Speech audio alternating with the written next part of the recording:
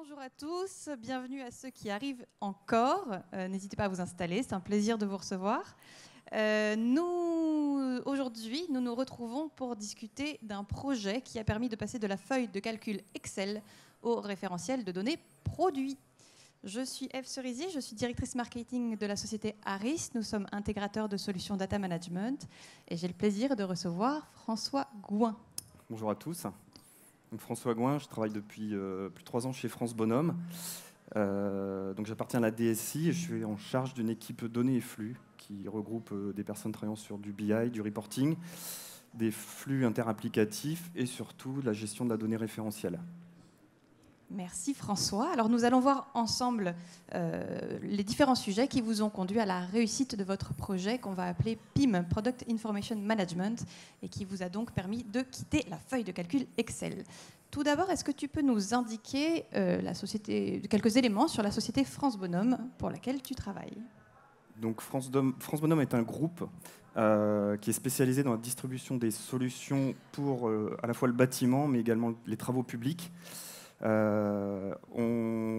Concrètement, on va retrouver des solutions qui vont de produits du simple tuyau PVC qu'on retrouve un petit peu partout, mais également des solutions de fosses septiques, mais des solutions aussi en béton, des regards, des bordures de trottoirs, et aussi des solutions d'aménagement extérieur, voilà, des systèmes de géotextile ou même des systèmes d'arrosage.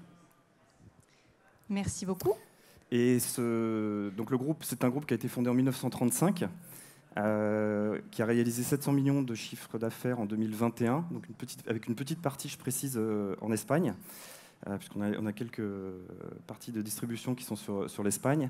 Voilà. Et ce qui fait la force, c'est également notre maillage, donc un offre produit dont j'ai parlé, et également un maillage territorial qui est très intéressant, où on a un petit peu moins de 400 points de vente et 3 plateformes qui servent à l'adduction d'eau potable.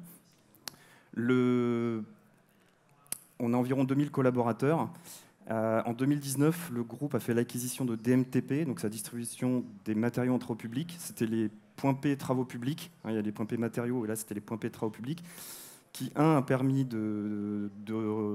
d'améliorer notre maillage avec une 50aine de nouveaux points de vente, et également d'avoir une offre totalement complémentaire, notamment sur les travaux publics. Là où, j'allais dire, on va retrouver entre guillemets une offre un peu tuyau, on va avoir une complémentarité avec une offre un peu plus béton, avec des regards, des bordures de trottoir. Donc le groupe, comme beaucoup d'autres, est en profonde mutation, en pleine transformation digitale. C'est quelque chose qu'on entend beaucoup, qu'on va beaucoup entendre je pense, sur le salon, qui passe notamment avec 2 gros leviers pour France Bonhomme. C'est la refonte complète de la supply chain sur la France, et également une vraie transformation digitale, notamment une accélération de tout ce qui est lié à notre canal e-commerce. Et ceci implique donc, je dirais, une vraie refonte en termes aussi de système d'information, et ça amène 2 gros projets, tels que la refonte de notre référentiel article. Au sein de la direction pour laquelle tu travailles, et donc les enjeux et contextes plus précisément qui ont présidé à votre orientation vers un référentiel produit. Donc ce qu'il faut voir en fait, chez France Bonhomme, c'est que le référentiel produit est complètement au cœur d'un business de négoce. En fait, le métier chez France Bonhomme, il est simple. On achète, on stocke et on vend. Donc je dirais c'est vraiment au cœur de notre activité. Derrière, on va forcément retrouver des enjeux forts en termes de croissance, notamment en améliorant la part de notre chiffre d'affaires sur le canal e-commerce. J'allais dire malheureusement avec le confinement quelque part il avait déjà augmenté fortement, mais il y a une vraie dynamique et on se doit encore d'améliorer cette part de chiffre e-commerce. On va retrouver après des éléments clairement d'amélioration en termes de productivité, d'efficience. On a aujourd'hui beaucoup d'échanges avec nos fournisseurs, on a aussi beaucoup de recherche d'informations qui restaient assez complexes, en tout cas avant le projet, notamment pour rechercher des documents, des fiches techniques, des fiches de sécurité. On n'avait pas forcément toujours les mêmes versions. Et une vraie déperdition d'énergie. Après, les enjeux, j'ai entendu parler Mickaël tout à l'heure dans sa présentation, il expliquait qu'on apprenait beaucoup de la concurrence, mais nous, ça a été le cas, puisque on a effectivement constaté, nos équipes marketing ont constaté que certains de nos concurrents qui avaient complètement refondu leur référentiel article avaient vu, alors bien évidemment pas instantanément, mais dans les mois qui suivent, une vraie augmentation à la fois de leur trafic, du référencement et également de la transformation du taux de transformation, en tout cas sur leur site. Donc quelque part, France Bonhomme a aussi là un enjeu et un retard à rattraper. Donc voilà pour la partie business. Pour la partie et business, après, oui. il y a un environnement IT. Tout à fait, tout à fait. On peut pas effectivement. J'allais dire l'un ne va pas sans l'autre parce que effectivement, on a eu un constat et on a travaillé, on avait fait un audit en tout cas sur nos systèmes d'information. Donc on a un paysage applicatif qui est assez riche, assez varié, et on s'est très vite rendu compte de différents points. Un, c'était que notre donnée article, elle est disséminée dans beaucoup d'outils. On a 7 outils principaux qui permettent de joindre la donnée article, alors que ce soit donner la structure article, de la donnée un peu plus orientée, un peu plus orientée contenu, par exemple pour notre site e-commerce, mais également des données de hiérarchisation, des données qui vont servir notamment pour le pilotage de l'activité. Donc voilà, cette donnée est également assez pauvre, c'est-à-dire que pour créer, en tout cas pour mettre à disposition de notre réseau et notre force de vente un article, 6 ou 7 attributs suffisaient pour les mettre à disposition, notamment pour la force de vente et notre système, j'allais dire, de RP. Donc pas assez d'informations, et quelque chose qui découle de ça aussi directement et qui fait le lien avec les enjeux business, c'est également beaucoup de manque de processus et un manque de gouvernance de la donnée. J'en parlais tout à l'heure, mais finalement en ayant des outils, une information article disséminée dans notre paysage, ça impliquait directement de la ressaisie, par exemple si je prends le cas de l'e-commerce, de ressaisir des informations qu'on pouvait avoir dans notre SI achat vers l'e-commerce. Donc ce qu'il faut bien retenir de tout ça, et ce qui peut être intéressant notamment pour l'Assemblée, c'est que en pleine transformation, si on veut retravailler nos projets futurs, tels qu'un SI achat, des outils de supply chain, il faut s'appuyer sur un socle unique, un référentiel avec une info centralisée de la donnée article. Donc un projet PIM, c'est, en tout cas dans notre business de négoce, c'est le premier projet à mettre en œuvre. Alors, du coup, ce projet PIM, qu'est-ce qui a fait que vous avez choisi une solution PIM? Tu vas nous donner plus de détails, mais je préfère indiquer pour tous ce qu'on va englober dans l'acronyme PIM pour Product Information Management. On va parler évidemment de référentiel produit en tant que tel, mais également de DAM, Digital Asset Management, les images, tu en reparleras, et également d'un portail fournisseur dans le cas de la solution qui nous occupe. Sur cette base, dis-nous tout ce que vous avez voulu faire. C'est vrai qu'on s'est renseigné. Moi, j'avoue que c'était le premier projet PIM sur lequel je travaillais. Je ne savais pas exactement le contenu. Déjà, les acronymes, comme tu les as cités, PIM, Product Information Management, DAM, Digital Asset Management. En fait, on voyait à travers l'outil, on a vite compris qu'il allait répondre à pas mal d'exigences, à la fois nos exigences business dont on a parlé tout à l'heure, et informatique. Mais déjà, ce qu'on a vite compris, c'est qu'avec un PIM, on allait avoir un lieu unique de vérité de la donnée article, c'est-à-dire vraiment ce qu'on appelle un référentiel article directement, avec une donnée beaucoup plus structurée, beaucoup plus riche, mais également une gestion complète des médias. Alors effectivement, là, c'est la partie DAM qui permet de gérer à la fois nos documents, nos fiches techniques, les images de haute qualité, puisqu'on a vu que ces solutions pouvaient avoir des librairies de médias. Mais également des outils qui sont assez collaboratifs, ce qu'on va retrouver de plus en plus sur le marché. Et là aussi, on parle d'efficience, mais il y a des systèmes de workflow qui vont permettre d'améliorer la fluidité. Un portail fournisseur, alors qui est une brique qui vient se coller effectivement au PIM, mais qui va permettre de faciliter les échanges avec nos fournisseurs. France Bonhomme a environ 350 fournisseurs de marchandises avec lesquels nous travaillons. Et ça va permettre également ce sont des outils en général, alors type SaaS, qui maintenant s'intègrent assez facilement. Et effectivement, alors, on a un petit peu de tout. On a des outils assez récents et d'autres un peu plus, j'allais dire, vieillissants.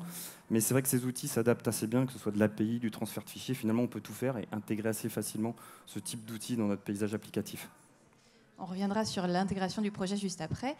Tu me dis que tu t'es renseigné sur le marché. Dans ce cadre-là, vous avez réalisé un appel d'offres. Quels ont été vos critères de sélection ? Je ne sais pas si on peut voir à l'écran la slide que je diffuse qui présente les sociétés. Non, on ne peut pas voir. Donc, non. Je te laisse nous dire la manière dont vous avez procédé pour 6 solutions que vous avez mises en concurrence. Ouais, alors on n'a pas été très original. On a utilisé quelque chose qui s'appelle le Gartner et on a observé un petit peu qui étaient les pure players, comme on dit maintenant, sur les parties PIM. Alors je dirais PIM. Je parlais de référentiel article jusqu'à présent, je vais commencer à parler de PIM parce que c'était aussi le nom de notre projet, pour la petite histoire. On n'a pas été très original aussi sur le nom du projet, mais ça parlait à tout le monde. Oui, donc on a fait effectivement une démarche classique, j'allais dire, on a étudié sur le Gartner les pure players. On en a isolé quelques-uns, donc c'est vrai que c'est dommage, on peut pas voir un petit peu les sociétés qui ont été, les éditeurs en tout cas que nous avions retenus. Il faut savoir certains éditeurs sont très orientés MDM, Master Data Management, et d'autres aussi sont très orientés, j'allais dire, canal e-commerce. Donc il a fallu un petit peu faire le choix, parce que chez France Bonhomme, dans nos exigences, oui, certes, j'en ai parlé, il y a effectivement l'amélioration de la part de chiffre d'affaires sur l'e-commerce, mais il y a également le fait de bien prendre en compte qu'une partie de notre vente une grosse partie de nos ventes se font par le réseau, donc des vendeurs, des commerciaux itinérants ou sédentaires, qui ont besoin des outils, de l'ERP, de vite avoir des produits mis à disposition à J+1 quasiment, et également d'avoir des informations pour nos outils de supply chain. De ce fait, on a établi en juin 2021, donc juste avant l'été, qui n'est pas une période facile, on a établi des appels d'offres et un dossier de consultation pour directement obtenir des réponses auprès de ces différents éditeurs.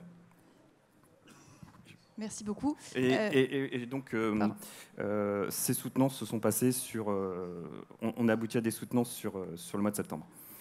Alors, au cours de ces soutenances, sans dévoiler, sans plus attendre, sans trop de suspense, vous avez retenu le binôme Harris, que je représente, intégrateur, et Stibo Systems, éditeur. Il y a quelques critères de sélection sur lesquels tu voulais revenir. Je te laisse la parole. Donc effectivement, nous avons choisi l'éditeur Stibo Systems avec l'intégrateur Harris pour 6 raisons principales. La toute première, c'est quand on a émis le dossier de consultation, ce qui est déjà très rassurant, il y a des signaux forts qui sont envoyés par certains éditeurs, c'est qu'au bout de quelques jours, on a eu déjà des petits ateliers avec des questions. Et déjà, le fait d'avoir une liste de questions, de bonnes questions, c'est déjà un signal assez fort, et on a compris qu'il y avait déjà une appropriation du projet, une forte implication, ce qui n'a pas été le cas de tous les éditeurs. Alors, effectivement, c'était pendant l'été, il n'y avait pas forcément la disponibilité de tout le monde, mais voilà, c'est très intéressant.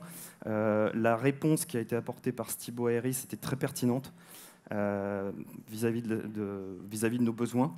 Et ce qui a surtout, j'allais dire, fait mouche, c'est le fait que Stibo a capitalisé en tout cas sur son expérience retail et a créé une solution préconfigurée qui s'appelle PIM for Retail.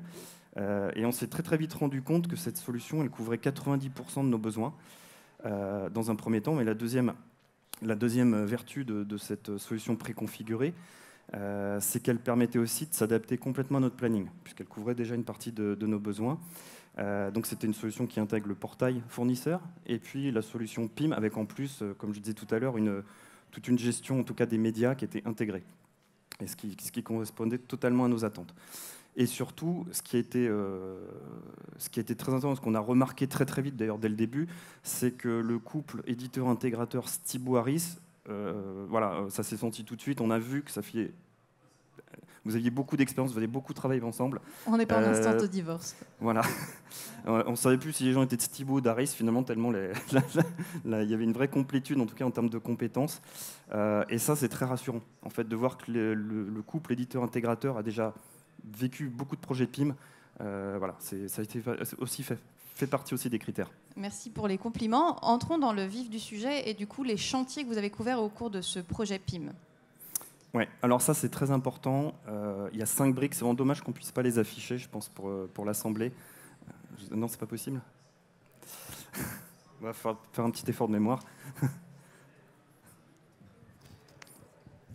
Donc, sur ce genre de projet, il y a 5 briques importantes à retenir.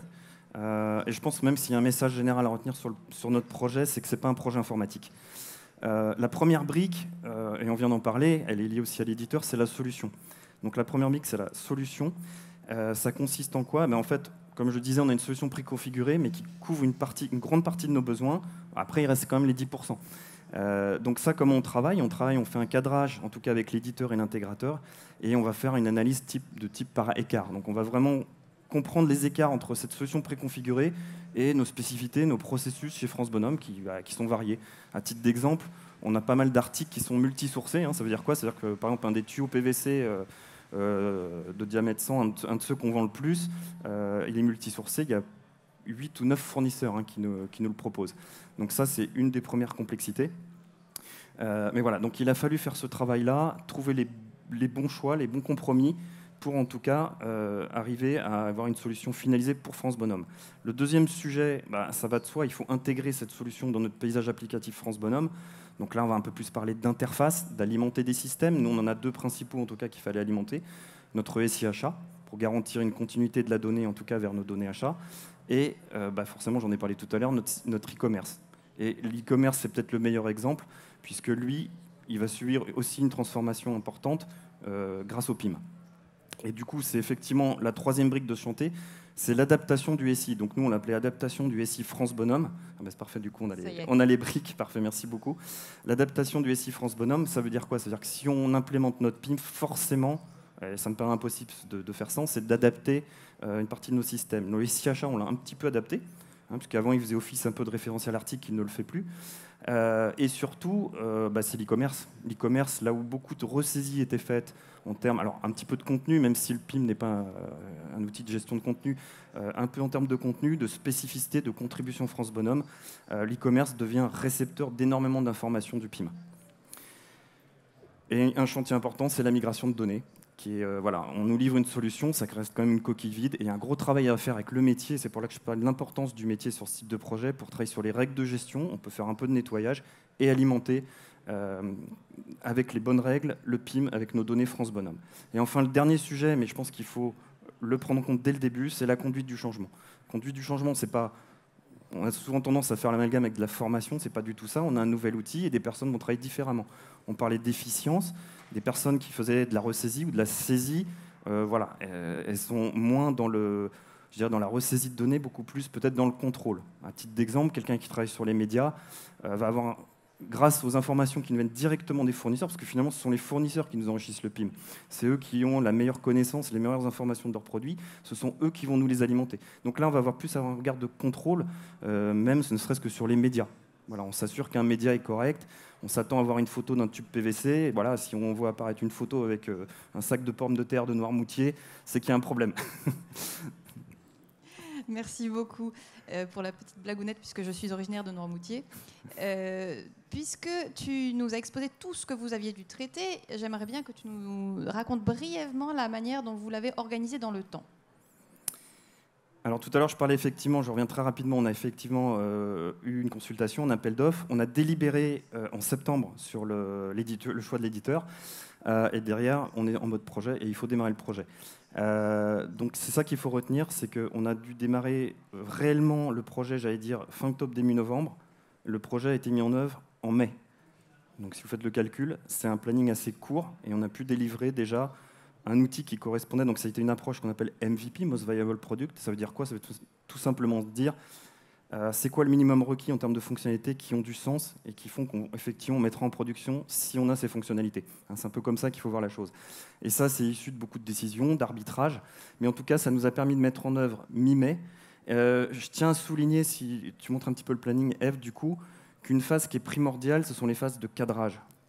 Et j'allais dire, finalement, c'est un petit peu de là que tout part. Les cadrages, ça veut dire quoi? Ça veut dire organiser le projet. Je parlais que c'était un projet qui n'est pas informatique. Pour moi, ce que je retiens, c'est dédier très rapidement et solliciter les sponsors. Donc ça peut être sur une direction marketing, une direction achat, les impliquer totalement sur ce projet. Pourquoi? Parce qu'ils vont être décideurs. Je parlais d'arbitrage. Bien évidemment, on va retrouver des rituels, des comités de pilotage, des comités projets. Mais justement, si les sponsors sont là au comité pilotage, ils vont nous aider à allouer des ressources. Parce que si on n'a pas des personnes côté métier, du marketing ou des achats sur ce projet dès le début, ça ne peut pas marcher. Donc il faut qu'ils soient mobilisés dès le départ. Et derrière, il faut aussi trancher sur des décisions. Il y a eu beaucoup de décisions sur le projet. Qu'est-ce qu'on met dans le projet? Qu'est-ce qu'on ne met pas?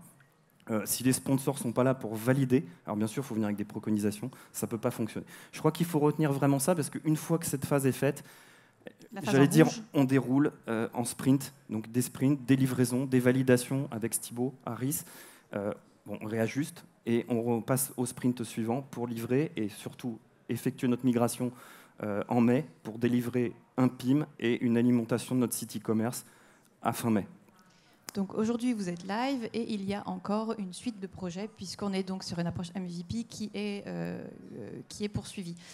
Vous aviez, et là c'est intéressant de le voir, déjà un référentiel de produit dont on voit ici une capture d'écran. Tu vas nous expliquer ce que vous avez aujourd'hui. Ouais, ça peut être un peu intéressant comme de visualiser ça. Donc le avant, on voit que c'était un des outils, une des solutions que nous avions en tout cas pour créer et codifier, ce qu'on appelle codifier un article, afin de le mettre à disposition du business. Ici, on va voir la solution Step for PIM for Retail, excusez-moi. Donc de Stibo, on voit directement une fiche article qui est complètement enrichie. On est sur l'exemple d'une gaine électrique, hein, c'est de la TPC annelée, de la gaine rouge qu'on va retrouver pour passer des conduits. On voit typiquement ici qu'on a une fiche complètement enrichie avec une donnée beaucoup plus riche, des attributs qui vont même aller sur l'e-commerce. On ne le voit peut-être pas sur cet écran, mais même les menus qui iront sur le site web peuvent être administrés directement dans le PIM. Les médias, on en a parlé tout à l'heure, les vignettes, les fiches techniques, les fiches de sécurité. Quelque chose qui est quand même très important qu'il faut voir ici, c'est en tout cas dans l'avant-après, ce sont tous ces éléments que vous voyez peut-être sur la droite, je ne sais pas si vous arrivez bien à les lire, ce sont tous les attributs techniques. Avec le PIM, on en a profité pour bien ranger nos articles au bon endroit. Donc, dans le bâtiment, on a pu bénéficier quand même de tout ce qui était lié aux classes ETIM, donc les attributs techniques pour ranger nos articles, et surtout bénéficier de tous les attributs techniques que déjà beaucoup de nos fournisseurs commencent à nous donner. L'intérêt, c'est quoi? On parlait du site e-commerce pour donner un exemple très concret. Hein. C'est que si quelqu'un sur le site e-commerce s'intéresse à un tuyau, veut vérifier je sais pas, une résistance à la température, un coefficient de rigidité, enfin des attributs très techniques, ça veut dire quoi? C'est-à-dire que demain, chose qu'on n'avait pas du tout avant, il va pouvoir filtrer, directement regarder ses attributs, le PIM aura été enrichi, et quand je précise enrichi pas forcément d'un de nos fournisseurs. Ici, je ne sais pas lequel on a, c'est peut-être courant. Mais on a sur des articles multisourcés, je crois que celui-ci en fait partie, on a d'autres fournisseurs qui vont nous apporter de la richesse au niveau de ces attributs techniques. C'est ce qu'on appelle le Golden Record, et ça c'est vraiment une solution en tout cas qui est très très puissante dans la solution de Stibo. Et c'est là qu'on verra tout à l'heure qu'en termes d'enjeux business, on atteint les besoins. Quelques facteurs clés de succès qu'on voit ici à l'écran et qui sont ordinaires à des projets de ce type-là, tu as voulu en mettre en valeur quelques-uns qui t'ont été chers. Oui, tout à fait. Alors, ce que je dis toujours quand on voit ce slide, en général, j'affiche des banalités, parce que pour tout le monde, ça paraît être des banalités. Ce que je voulais surtout faire, là, pour partager ça avec vous tous, c'était que vous ayez c'était de vous montrer celles qui, pour moi, avaient paru vraiment très importantes, et deux, essayer de les traduire au travers quelques exemples. Je pense qu'un des meilleurs exemples, c'est les ateliers de cadrage, où effectivement on a déjà eu à travailler avec Stibo et Harris, et je disais qu'ils étaient habitués à travailler ensemble, mais on a très vite travaillé tous ensemble. On a impliqué les métiers, donc ça a été quelque chose de collaboratif. Je crois que ce qui nous a aidé sur le projet, je parlais tout à l'heure des arbitrages, mais c'est vraiment ça. Je pense que sur ce genre de projet, il faut assez vite faire des choix. Alors c'est pas facile, et il vaut mieux qu'on soit tous là avec les métiers, qu'il n'y ait pas de mauvaises surprises pour les déterminer. Et voilà. Et après, chacun a des engagements vis-à-vis des autres. Je parlais de la migration, il y a des consignes, il y a des spécifications du métier. On doit mettre en œuvre des choses. Stibo doit nous livrer des sprints, on doit les valider. Après, on va déployer avec des fournisseurs. Donc le métier a aussi un rôle à jouer. Je pense que je retiens vraiment tout ça sur des étapes type plan de bascule, parce qu'il faut vraiment faire un plan de bascule avant d'appuyer sur le bouton et que tout marche. C'est pareil, c'est beaucoup d'étapes. C'est des opérations où on attend l'opération de quelqu'un pour ensuite traiter la nôtre. C'est assez primordial. Il faut communiquer, il faut centraliser sur le projet tous les acteurs et toutes les informations. Les résultats, aujourd'hui, après quelques mois d'activité, sont positifs. C'est un slide que vous n'aviez pas vu à l'écran. Tu nous avais détaillé les enjeux business et le contexte IT de manière très satisfaisante. Presque tout est checké, validé à ce jour. Oui, alors déjà, côté IT, cela va de soi. On a un référentiel unique, comme je disais tout à l'heure, c'est le lieu unique de vérité pour la donnée article. On est en train de travailler sur des outils de refonte tarifaire. On sait très bien qu'on va s'appuyer sur notre PIM maintenant pour aller chercher les informations articles. Donc la donnée est bien centralisée, elle est beaucoup plus riche. Vous avez vu quelques exemples précédemment, et il y a aujourd'hui, il y a un vrai gain de temps aussi dans les équipes pour travailler ces données. Plus de redondance de saisie, ça c'est vraiment des choses, alors c'est factuel, hein, il n'y a plus de ressaisie, en tout cas par exemple sur tout ce qui était lié à l'e-commerce. Les enjeux business, on a déjà des frémissements en termes de visite du site. Alors c'est généralement des choses qui mettent un petit peu plus de temps quand même pour se ressentir et avoir mesuré les taux de transformation. Mais nos échanges avec les fournisseurs, on y gagne aussi énormément. Et on a aussi des données beaucoup plus, récentes, up-to-date, hein, tout ce qui est fiches techniques, réglementaires, fiches de sécurité. On a les dernières versions qui proviennent de nos fournisseurs. Et là, les fournisseurs jouent le jeu, on sent, et moi, tous les jours, je vois le PIM s'enrichir d'énormément d'informations. Donc, on sent que tout ceci se met en place, il y a une vraie dynamique. Et donc, c'est fini l'effet Excel. Voilà. Ok. Merci beaucoup, François. Je crains que pour les questions, on peut Merci en prendre ou... Malheureusement, non. Notre stand est juste derrière, donc on est à votre disposition toute l'après-midi pour vous répondre. Merci de votre attention.